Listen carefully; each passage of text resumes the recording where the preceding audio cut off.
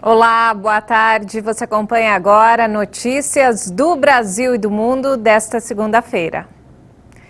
E no Amazonas, a Força-Tarefa para combater o garimpo ilegal prendeu 3 pessoas. Mais de 130 balsas foram apreendidas e destruídas no Rio Madeira. A operação da Polícia Federal é realizada com o apoio das Forças Armadas. Nas últimas semanas, centenas de balsas e dragas atracaram em um único ponto do Rio Madeira para a exploração em massa de ouro. Na semana passada, segundo o Greenpeace, havia pelo menos 300 balsas na região sem licença ambiental para mineração. Os garimpeiros se dispersaram do local na última sexta-feira, mas alguns continuaram operando de forma ilegal. A Polícia Federal não informou quanto ouro foi apreendido e o que foi feito com as outras balsas. Não há informações também sobre outras pessoas que estavam nas balsas e não foram presas, nem como será feita a fiscalização da área depois da operação. Os garimpeiros começaram a se dispersar e desfizeram a fila flutuante após as imagens repercutirem na imprensa e o governo prometer uma ação de combate ao garimpo ilegal. O Greenpeace Brasil afirma que essa dispersão faz parte de uma estratégia dos garimpeiros para dificultar a fiscalização. E mudando de assunto, olha só, a inflação do aluguel desacelerou em novembro. Apesar do resultado, os contratos de locação com vencimento em dezembro vão ter reajuste de quase 18%. O Índice Geral de Preços Mercado, usado para corrigir a maioria dos contratos de aluguel no Brasil, registrou uma leve alta em novembro, após ter registrado uma taxa maior em outubro. De acordo com a Fundação Getúlio Vargas, o índice acumula alta no ano em 12 meses. O resultado acumulado dos últimos 12 meses, aquele que pode ser usado para reajustar os contratos de locação de dezembro, é o menor desde agosto do ano passado e confirma a trajetória de desaceleração do indicador iniciada no último mês de junho, quando os aluguéis dispararam mais de 37%.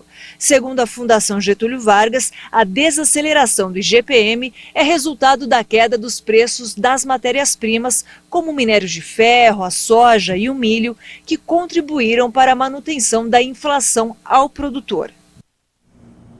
A variante Omicron, em poucos dias, colocou o mundo todo em estado de alerta.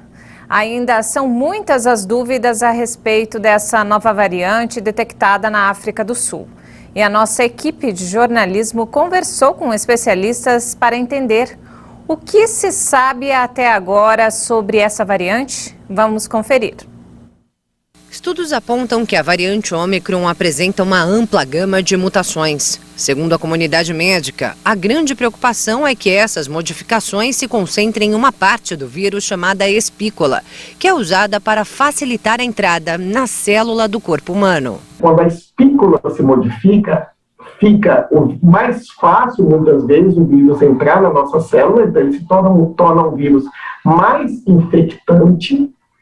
E também ele pode ser um vírus que escapa da nossa defesa imunológica, ou seja, com muitas modificações, pode ser que o vírus não seja reconhecido pela nossa imunidade induzida pela vacina. Mas, segundo o infectologista, logo será possível saber se pessoas vacinadas produzem ou não os anticorpos capazes de destruir o vírus. O que vai se fazer agora é buscar sangue de pessoas vacinadas, extrair desse sangue os anticorpos e pôr em cima do vírus, de uma cultura que nós chamamos de vírus, e ver se neutraliza o vírus. Se isso acontecer, presume-se que a proteção das vacinas atualmente disponíveis é eficaz.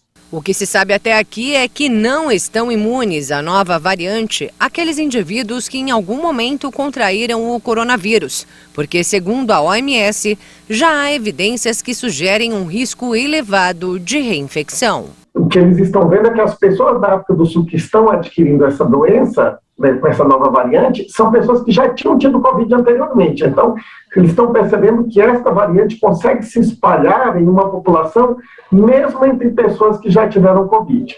Desde que a pandemia chegou ao Brasil, muita coisa mudou. Muitas pessoas passaram a trabalhar, a comprar, fazer consultas médicas e até a matar a saudade das pessoas que amam, quase que exclusivamente pela tela do computador ou do celular. E agora, a pergunta que fica é a seguinte: será que nós já devemos esperar por novas restrições num futuro próximo? Eu acho que nós não temos nenhuma razão para, neste momento, ampliar as restrições, mas nós temos razão para não afrouxar, né, o que nós temos como regra. Então, a meu ver, nós deveríamos parar com as aberturas e observar as próximas semanas. Semanas em que estão previstas aglomerações, com as confraternizações de fim de ano, o início das férias e chegada das festas. Eu hoje manteria pelo menos um pé no freio ali para interromper tudo isso caso a situação piore. De qualquer forma, não é preciso pânico, como orienta esta psicóloga. É um dia de cada vez, alimentando a esperança de que nós vamos conseguir sair disso totalmente, né? Então a dica é: continue com a precaução, mas cuide da saúde mental se alimentando de coisas positivas, né? Vamos buscar uma egrégora melhor do que foi anteriormente. Nós já sobrevivemos e vamos continuar sobrevivendo a essa doença. E ainda falando sobre o assunto, Portugal detectou os primeiros casos da variante Ômicron em jogadores do Belenenses. Um dos atletas que testou positivo teria feito uma viagem recente à África do Sul. No sábado, o modesto clube do bairro de Belém, em Lisboa, se viu em uma situação surreal, privado de 14 jogadores do elenco por um surto de Covid, além do treinador e vários integrantes da comissão técnica. O Belenenses teve que escalar atletas improvisados, incluindo um goleiro na posição de atacante. Ainda assim, a equipe só entrou em campo com 9 jogadores, sem substitutos no banco de reservas. A partida provocou grande polêmica porque foi interrompida apenas no início do segundo tempo, quando o Belenenses tinha 6 jogadores e o Benfica vencia por 7-0. O jogo foi chamado por muitos de farsa e vergonha. O exército da Rússia anunciou nesta segunda-feira um novo teste de sucesso do míssil de cruzeiro hipersônico, em mais um capítulo na disputa entre a China e Estados Unidos.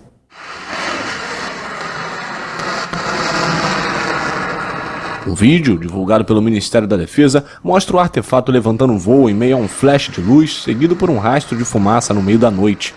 O armamento é uma das últimas incorporações ao arsenal da Rússia e descrito como invencível pelo presidente Vladimir Putin. O anúncio foi realizado após a recente publicação na imprensa americana de informações de que a China testou um míssil hipersônico capaz de lançar um projétil, tecnologia que americanos e russos ainda não possuem. O exército russo afirmou em um comunicado que lançou o míssil Zircon a partir da fragata Almirante Gorshkov contra um alvo em águas do Mar Branco no Ártico. O texto ressalva ainda que o alvo, localizado a mais de 400 quilômetros, foi destruído. Os mísseis hipersônicos podem viajar a mais de 5 vezes a velocidade do som e, como são de cruzeiro, também têm a capacidade de manobrar em pleno voo, o que torna muito mais difícil a interceptação. O Zircon já havia passado por vários testes nos últimos anos, incluindo outro lançamento a partir do Almirante Gorshkov e de um submarino submerso. E não temos mais tempo, essa edição fica por aqui. Eu volto daqui a pouco às 5 da tarde. Obrigado pela companhia.